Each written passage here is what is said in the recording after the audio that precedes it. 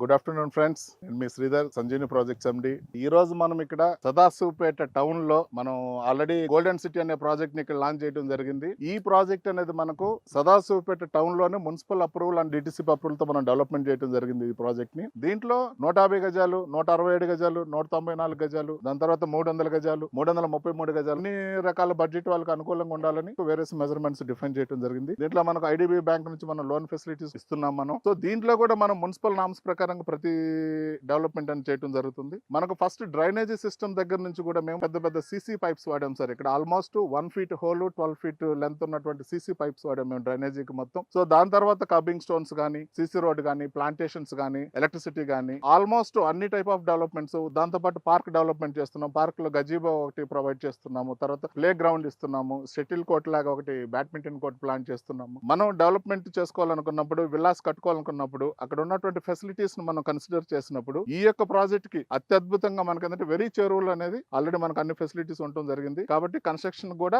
100% scope. Not only investing in plot, మీరు construction చేసుకోవాలంటే immediate గా కన్స్ట్రక్షన్ చేసుకునేటువంటి సౌలభ్యం కూడా దీంట్లో ఉందండి. ఈ ప్రాజెక్ట్ కి మనకు అతి చేరువలో వచ్చేతలకి ఆల్రెడీ జ్యోతి సినిమా థియేటర్ ఉంది, తర్వాత ఎంఆర్ఓ ఆఫీస్ ఉంది, తర్వాత వచ్చేతలకి పోస్ట్ ఆఫీస్ ఉంది మనకు, తర్వాత వచ్చేతలకి మనకు bus stand, very walkable distance, Reliance trends అని చెప్పి అన్ని మాల్స్ అన్ని కంఫర్టబుల్ జోన్ లో ఉన్నాయి. ప్లస్ ఎంఆర్ఎఫ్ వాళ్ళ అపార్ట్మెంట్స్ కావచ్చు, శ్రీ చైతన్య స్కూల్ కావచ్చు, 100 beds హాస్పిటల్ కావచ్చు, జూనియర్ కాలేజెస్ కానీ 2 kilometers డిస్టెన్స్ లోనే త్రిపుల్ కూడా నందికండి దగ్గర అక్కడ త్రిపుల్ కూడా వస్తుంది. ఇంకొక ఏంటంటే రీసెంట్ గా సెంట్రల్ గవర్నమెంట్ మనకు ముంబై నుంచి హైదరాబాద్ కి బుల్లెట్ ట్రైన్ కూడా శాంక్షన్ చేసింది. సో అది కూడా మనకి ముంబై నుంచి జహీరాబాద్ వయా హైదరాబాద్ కి వెళ్ళడం జరుగుతుంది.